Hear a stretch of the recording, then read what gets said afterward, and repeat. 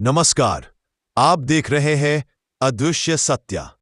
देश की हवाई यात्रा का सबसे बड़ा सहारा इंडिगो एयरलाइंस। रोज 2700 फ्लाइट्स, कुल 417 एयरक्राफ्ट्स, 5000 पायलट्स लगातार सेवाएं देते हुए 46 देशों तक पहुंच और देश में 97 डेस्टिनेशंस। इंडिगो बिना रुके समय पर भरोसेमंद उड़ानें संचालित करता है। ये है 84,000 करोड़ का विशाल एविएशन नेटवर्क, जहां 36,000 से ज्यादा कर्मचारी सिस्टम को मिनट टू मिनट चलाते हैं और सालाना 8 से 10,000 करोड़ का मुनाफा। यह बताता है कि इंडिगो सिर्फ एक एयरलाइन नहीं, भारत की उड़ान व्यवस्था की रीढ़ है। और अगर इंडिगो आज रुक जाए तो देश का पूरा उड़ान तंत्र हिल जाएगा, क्योंकि सबसे बड़ा हवाई यातायात भार आज इंडिगो ही उठाता है। क्या देश की उड़ानों पर लग चुकी है प्राइवेट कंट्रोल की बेड़ियां? सरकार ने एक एक कर देश के बड़े एयरपोर्ट अहमदाबाद, लखनऊ, गुवाहाटी, मैंगलोर, जयपुर और नया मुंबई एयरपोर्ट सीधे निजी मालिकों को सौंप दिए। अब सवाल उठता है, जब एयरपोर्ट ही प्राइवेट हो गए तो कमाई के लिए नियम कौन बनाएगा और फायदा किसका होगा? उत्तर साफ है, नए निजी नियम, नया सिस्टम और पूरा कंट्रोल एक ही हाथ में। इन्हीं नए नियमों का नतीजा ये कि रोज चलने वाली 2,500 उड़ानों में से करीब 2,000 उड़ानें जमीन पर ही रोकी गईं। फ्लाइट्स को स्लॉट और पार्किंग के नाम पर रोक दिया गया और इंडिगो को सैकड़ों फ्लाइट्स कैंसिल करनी पड़ी। यात्री परेशान, एयरपोर्ट जाम, एयरलाइंस दबाव में, लेकिन निजी मालिकों का फायदा? जितनी ज्यादा फ्लाइट जमीन पर रुकेगी, उतना ज्यादा पार्किंग चार्ज, उतना बड़ा रेवेन्यू और उतना ही मजबूत उनका बिजनेस मॉडल। सवाल सिर्फ इतना है, क्या भारत की आसमान की आजादी अब मुनाफे की नीलामी में बदल चुकी है? कहानी शुरू होती है आसमान और जमीन के खेल से। उड़ान इंडिगो के लिए कमाई है और रुकना एयरपोर्ट मालिक के लिए सोना। हां, नियम बड़ा सीधा है। एयरक्राफ्ट जितनी देर आसमान में रहेगा, इंडिगो कमाएगी, और जितनी देर जमीन पर खड़ा रहेगा, एयरपोर्ट मालिक कमाएगा। यानी जितनी ज्यादा पार्किंग, उतना ज्यादा पैसा। लेकिन असली खेल यहीं से शुरू होता है। इसी महीने, हां ठीक इसी महीने, एक नया नियम लागू किया गया।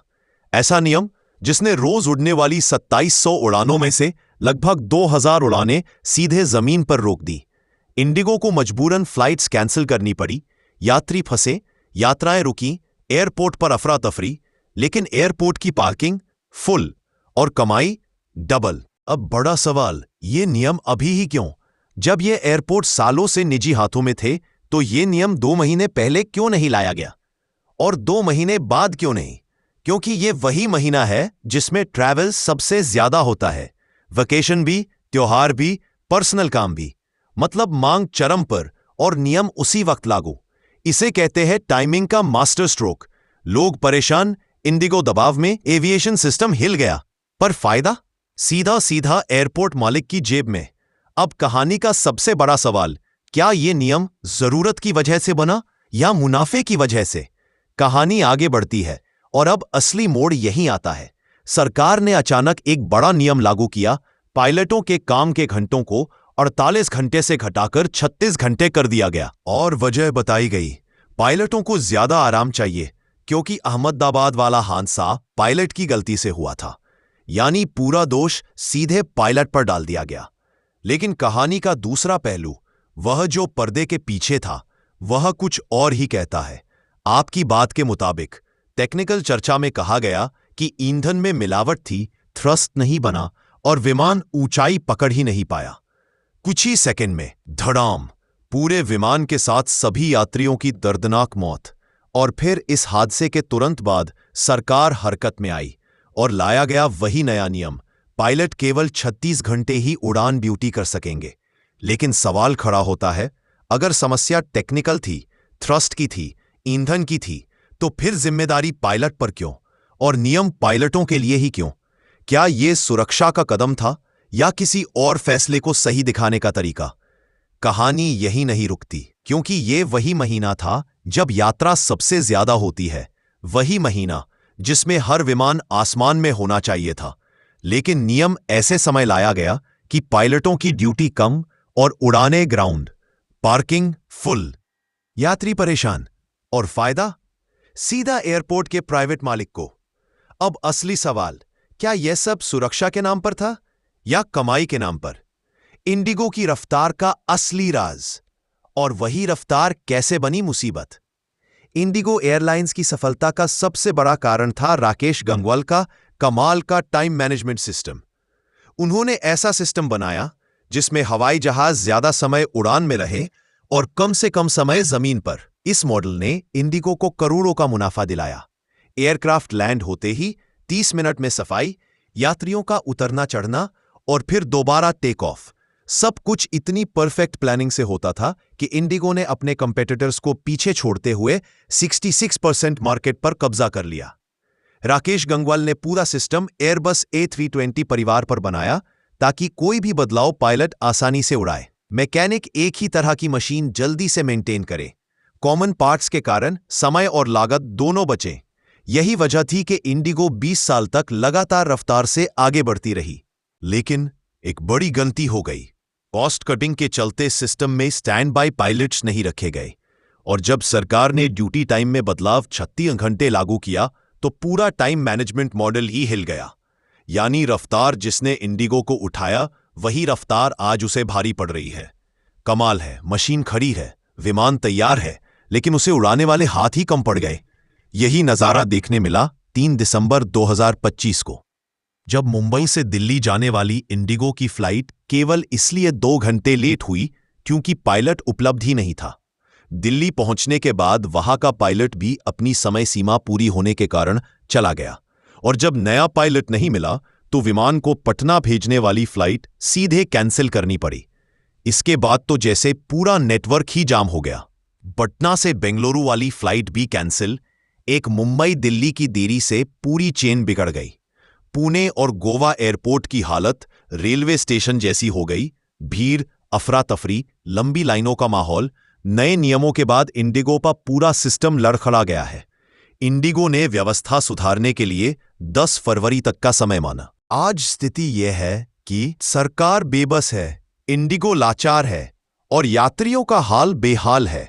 20 साल की रफ्तार से बना सिस्टम एक ही झटके में दिखा रहा है कि प्लानिंग में एक छोटी कमी कैसे पूरी एयरलाइन को हिला देती है।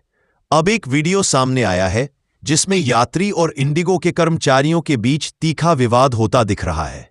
स्थिति इतनी बिगड़ गई कि धक्का मुक्की तक की नौबत आ गई। यह पूरा माहौल बताता है कि फ्लाइट देरी और कैंसिलेशन ने यात्रियों का धैर्य किस हद तक तोड़ दिया है। यह गुस्सा लोगों का नहीं, बल्कि उन मुश्किलों का है जिनका सामना यात्रियों ने लगातार किया है।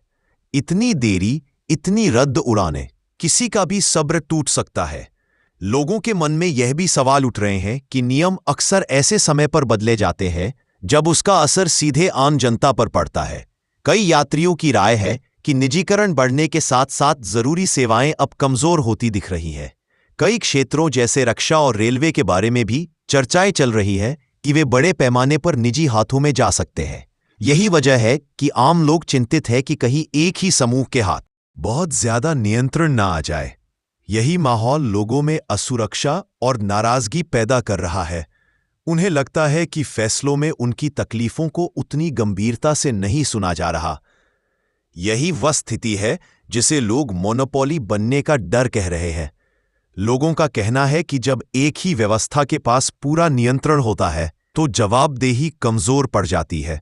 यात्रियों में यह भावना बढ़ती जा रही है कि नियम और कानून तो लगातार बन रहे हैं, लेकिन उन नियमों का बोझ हमेशा आम जनता पर ही आता है, चाहे वह जुर्माने के नाम पर बढ़े हुए शुल्क हो या नई नीतियों से होने वाली अतिरिक्त परेशानियां।